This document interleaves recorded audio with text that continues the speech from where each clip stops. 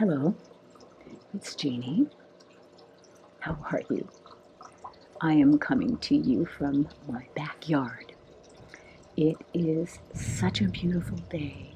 I just didn't want to be upstairs in my studio. So I thought, I wonder how this will look out back. No lights, just the sunlight out there. It's such a gorgeous day. And you can see the reflection in my window. This is our kitchen window. I wanted to make a video today for you just to stay on top of things, and I've got several ideas of things that I have coming down the pike, but this one today is a little special to me. What do you think of my shirt? It says Mother of All Tingles. This was a gift from one of our friends in the ASMR community, Gina, and she's always been a really supportive follower, and she sent me this as an early birthday present, so here I am wearing it. It's a little wrinkled because you know what I did today? I took a nap. I started to read and I just closed my eyes and I fell asleep, and that felt so good. So if it's wrinkled, it's because I slept in it. So anyway, I may have to pause the video once in a while and clip it because of airplanes, but that's not a big deal. I've got my microphone right here. It's got the little wind, diffuser thing on it, and the pool is cycling and doing its thing. So I don't know if you can see it. It goes from the hot tub into the pool, and there's a little waterfall, and I don't know how to turn it off. So you're going to have this waterfall background. Anyway, it's just so gorgeous out. Here it is, late February, and I'm wearing shorts, t-shirt, flip-flops, and just casual today, doing some things around the house. Last night when I went to bed, I always read before I go to sleep. And the book that I was reading from last night is one I was very excited to get. It's called Looking In From Outside, Poetry and Prose by Donna Lawrence. And Donna, and she is right there, she's so cute, also wrote Miss Virginia and the Sweet Sisters, of which I was such a huge fan of that book. Donna and I have become friends, and you should follow her on all her social media things, Instagram, and I think she has started I know she has started a YouTube channel, and I think she'll be doing some readings. But I started reading this, and do you ever just have to put a book down and go, oh, and let something soak in? That's how this book was. And it's poetry and prose, so you can flip through it and pick out things at random. And I have totally, I don't know if you can see, I've totally dog-eared this copy. And I thought I'd read to you from a few of the poems that really touched me. And I thought, what better way to help someone else relax than to be read to? So I've got a few things picked out here for you.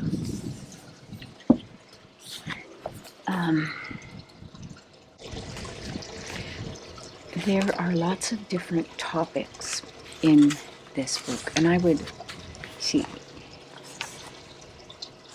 sent me a nice, message in it, and I just adore her. Anyway, there are many topics about family and home, love, friends, losing someone, loss, perception, and some things on reflection. I get a lot of messages from you asking me to talk about loss or loss of a loved one or a breakup or, a hardship in life.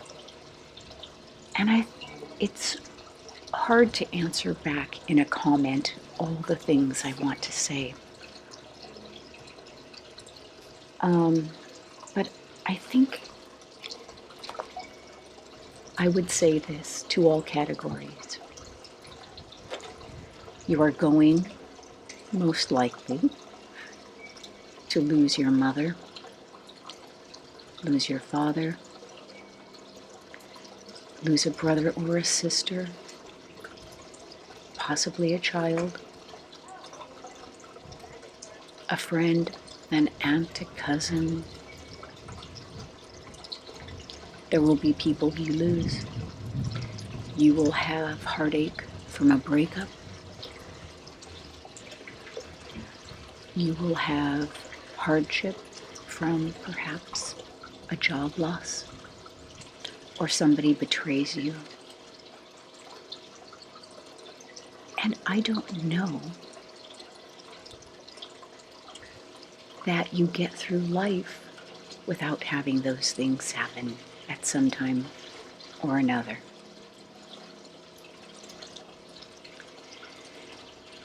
So what we do is we create our best now because that is all we have. Tough stuff is always going to be out there. So it is up to us to create our joy here and now. Our history is our history and our past is our past. And there's no changing that. There is only focusing on the now. And I've said this before, where attention goes, energy flows. So put your attention on the now, on the love and the beauty of now.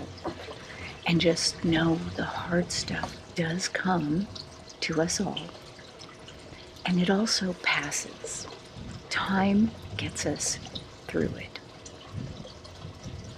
And hopefully, we're able to learn from the hard things and help somebody else through it.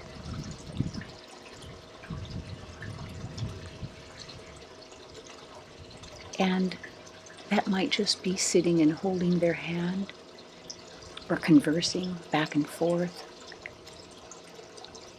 But taking your experiences, what you've learned from them, growing from them, and sharing around them to help someone else.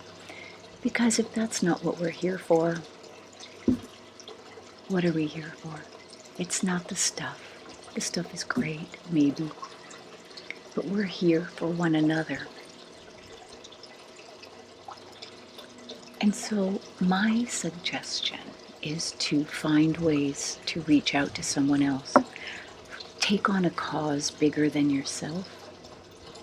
Because when you take on another cause and you're giving, the focus isn't on you and how every little thing makes you feel bad. Because there is so much good out there, and there are so many people out there who need us in their lives. Find them.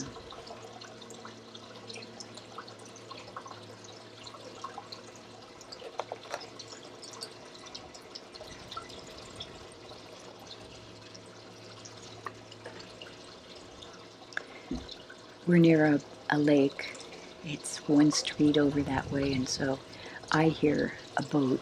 It's so gorgeous out. Why wouldn't you be out on your boat? So I hear maybe a skier or something. So, this isn't the ideal location for recording, but maybe I'll do this now and again. Just break out of the studio. I'm watching golfers.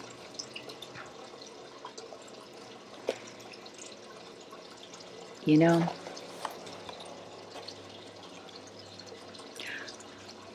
love. Let's talk about love for a moment. Because I was thinking about this. Love is great when everything, is easy and you aren't being challenged. But what about when what you love or who you love is more challenging? Times are tougher. Someone is going through something ugly, being ugly, wretched. Love isn't so easy during those times, is it? But true love, deep love, surpasses those things and sees past those things. And love during the tough stuff, love during the hard times, love during the periods where it isn't easy to love someone. Loving through those things makes that love sweeter, deeper, richer, and more fulfilling. Fair weather friends, fair weather love. Anybody can do that. But loving through the tough stuff,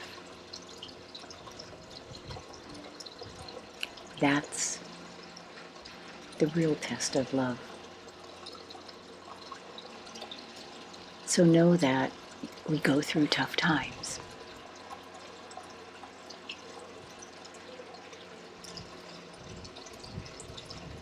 But what is our commitment? And sometimes love doesn't feel good in terms of like maybe the grass is greener on the other side. Or a family member is hard to love. You don't abandon them.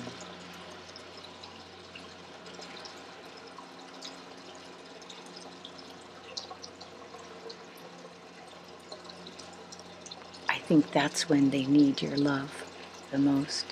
Compassion, grace, forgiveness. So that's my little talk today.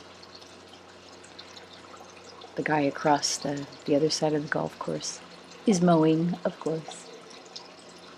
But I don't think it's so loud that it's completely obnoxious yet. So let me read to you some of what Donna has written here. And here, this one I love because it's an ideal. And I don't know that this exists very much anymore. And if this fits you, I would love to know in the comments, or if it's something that you could implement in your life. It's called Sunday Dinner at Grandma's. I remember Sundays, that day before Monday, that quiet day when the church bells rang more loudly, it seemed, than any other day. After church service, we gathered briefly to greet other members and comment on the sermon, then hurried home to change out of our Sunday clothes to visit Grandma's. Grandma was either at home or had left church service early to prepare for guests. Us. We were expected. She was excited to have us there. She planned the meal a week before, thinking of everything from soup to nuts.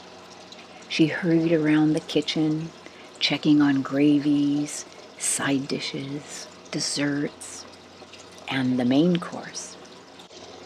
Meats like roast chicken, baked turkey, pork, lamb chops, roast beef or glazed ham for the choosing.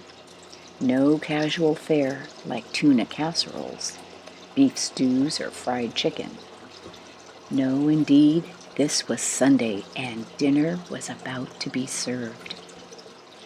The door was unlocked and each family member rushed in to greet Grandma, working hard in the kitchen as if it was no effort at all.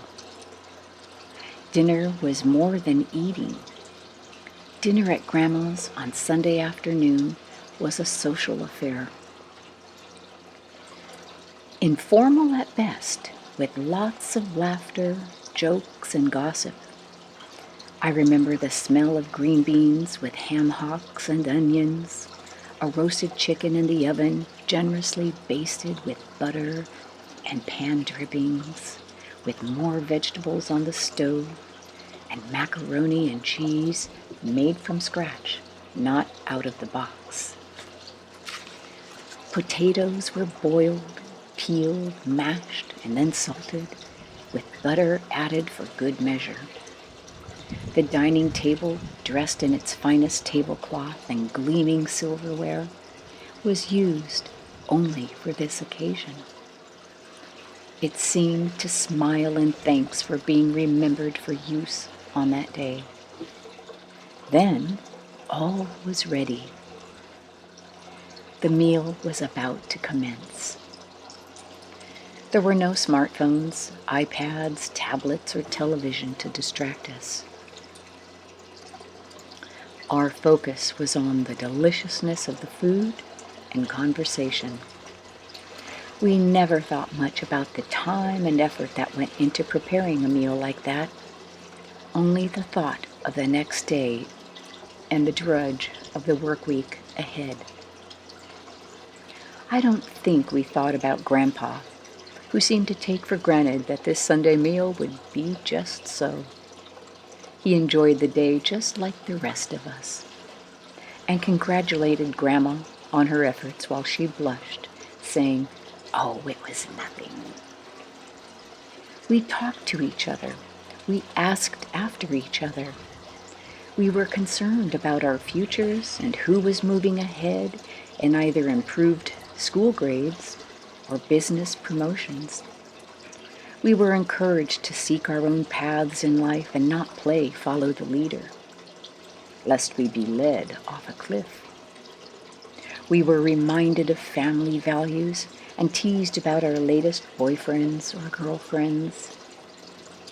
We cared about each other, and it showed.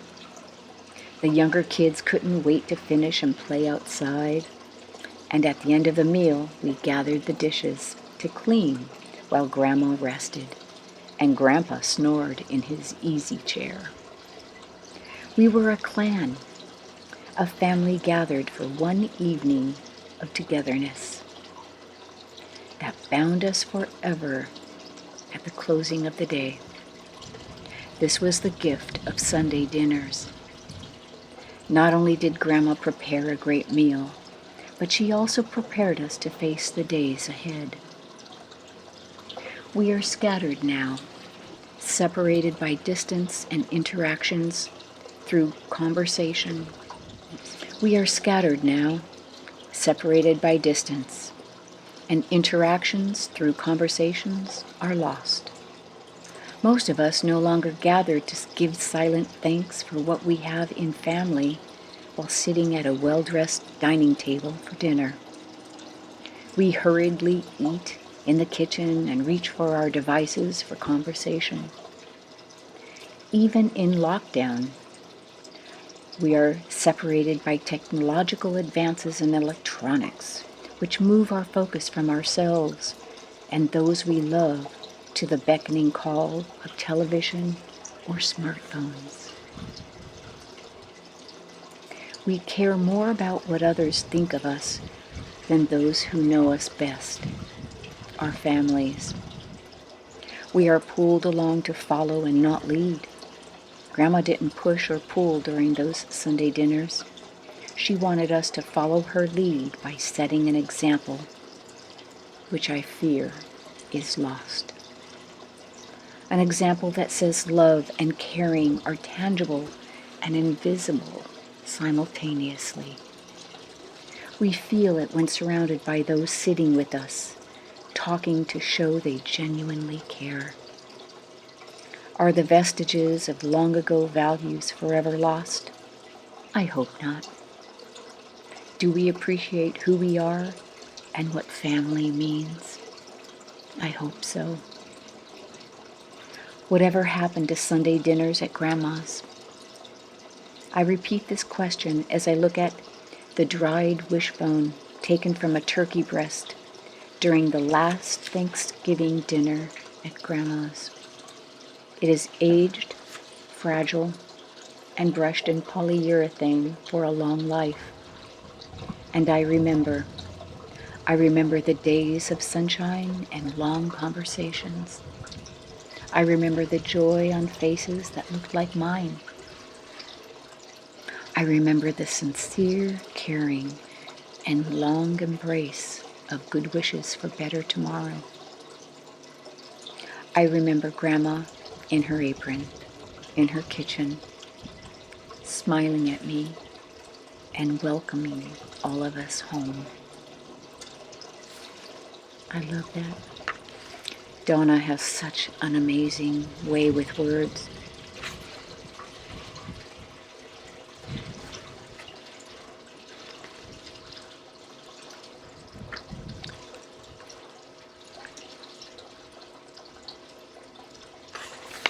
Here's one. I could sit here for 2 hours and read these all to you. That's how good these are.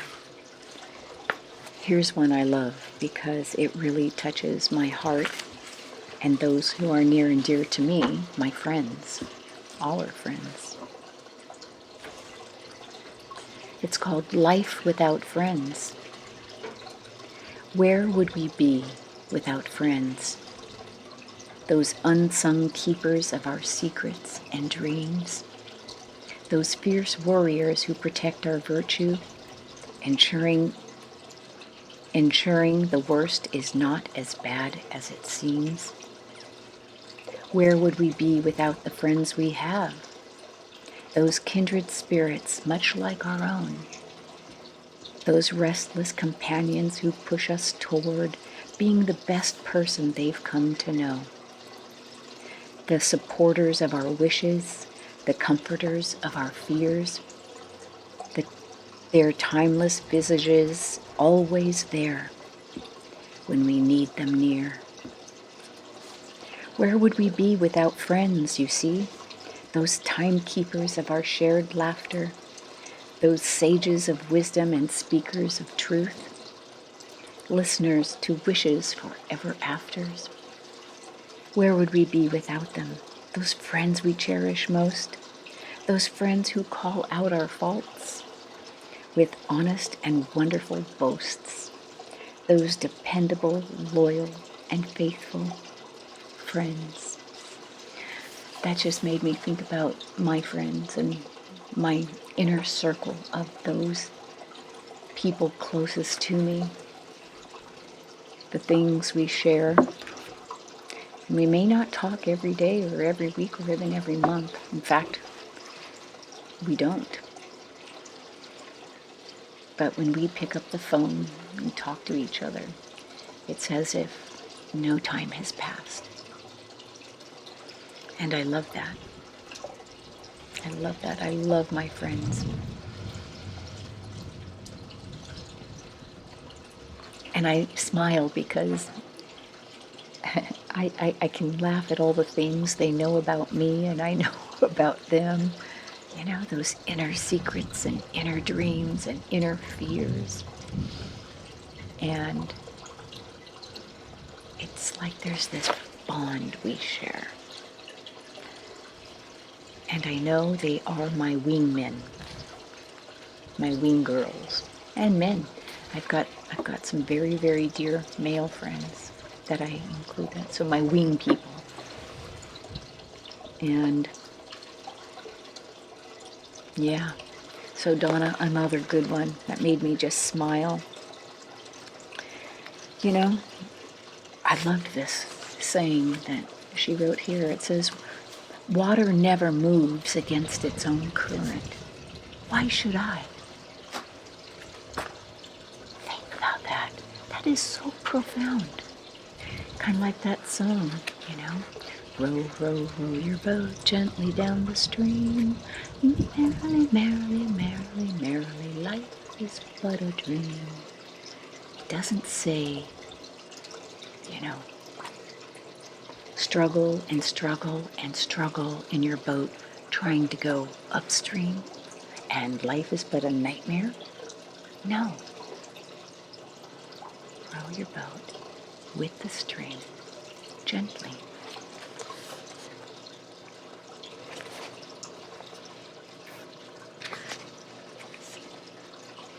Anyway, there are so many here that just give you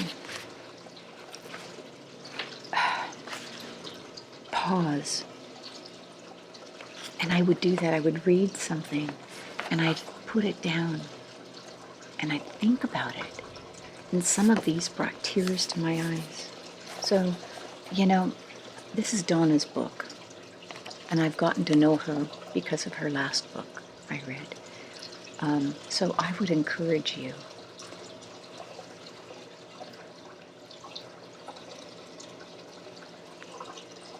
to get this book and challenge you to find something special for yourself in here. I have probably a dozen dog-eared pages that I will read and reread.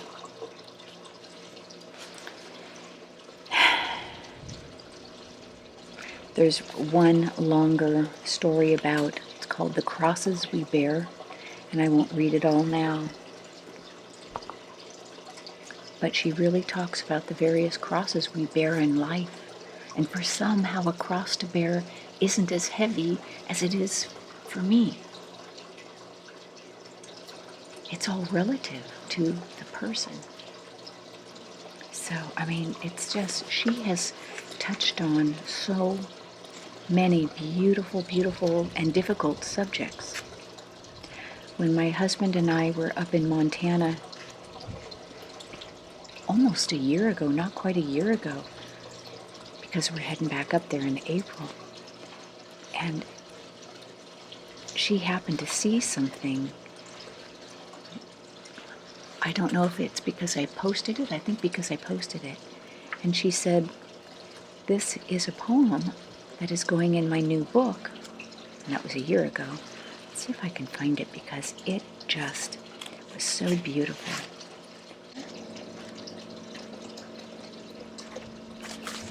Yes, no, it's called Beartooth in the Sky. I love this land, this Montana. Wide open spaces and skies. What a moment this is. The wind in my hair, the freedom I feel. The love from so many is infectious. The welcome of sunshine embraces my soul, and I move effortlessly, freeing the bonds of constriction. I'm me. All life should be this easy. It should be this glorious, too. I should always feel this happy in chasing away the blues. But sadly, I must depart with memories in my heart. I will always ache for the music in the song Montana Sings. My husband and I, when she sent that to me about almost a year ago, we were sitting there in the Livingston Valley, looking around us at these majestic peaks and this majestic place, and just feeling so blessed to be a human being on this planet. None of our problems had disappeared, or none of the things we deal with day to day had gone away, but we were in that moment of joy and peace and magnificence in this beautiful creation that God has given us called planet Earth. And because of this poem that I read to my husband, as it was in an email she sent me, we pulled over and enjoyed that moment.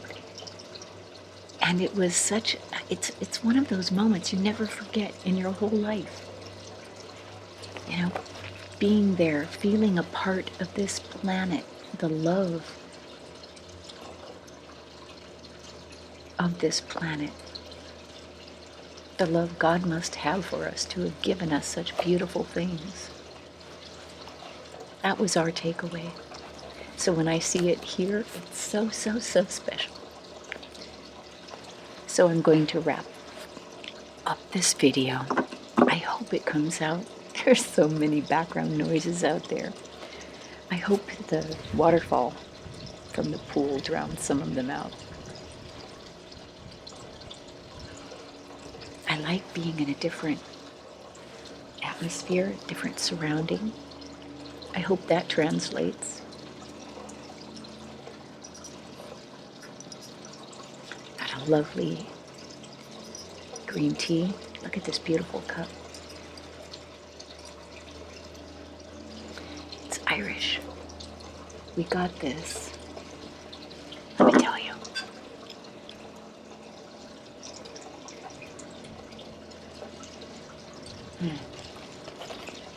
We got a pair of these from an Irish catalog that comes in the mail for all things Irish that I love.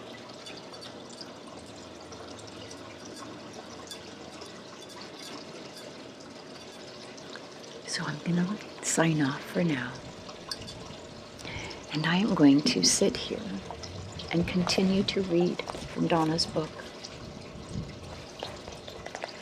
I really want to hear from you about this. If you get this book, and if there is a poem that touches you, or a story. And this is for Donna. Thank you. Thank you for feeling brave enough to put your thoughts and feelings and experiences into the printed page for us. There are some things that are in here that are painful, I know. And for you to have taken them and turned them into a gift for me and for others who read this, that was brave. And yet, in doing so, you are touching people. You have touched my life. And I'm anxious and thrilled for others that you are going to touch with this book and many more I know to come. Keep it up. Don't stop. Thank you for sharing through your pain, because I know some of these things were painful to express. But in doing so, I'll bet you feel a bit freer as well. So,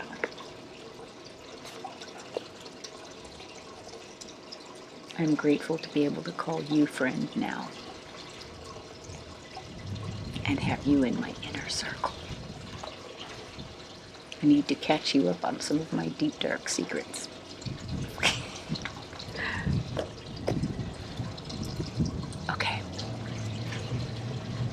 More planes are coming, and boats, helicopters.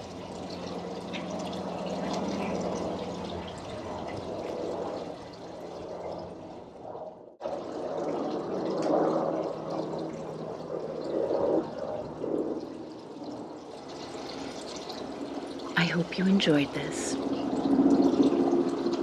I wish you moments of joy and peace and love and bending throughout your day, even if it's a tough day. Find moments that you can just tune out and be as one with nature, with our planet, with your spirit, and know we're all connected somehow, some way. We're all connected, all of us. I hope you find that connectedness, even if it's in bits and pieces.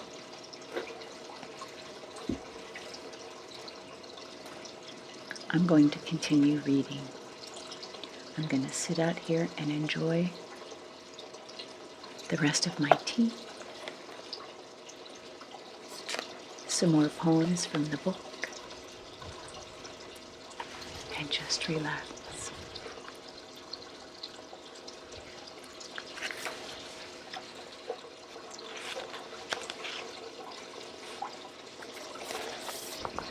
Goodbye for now.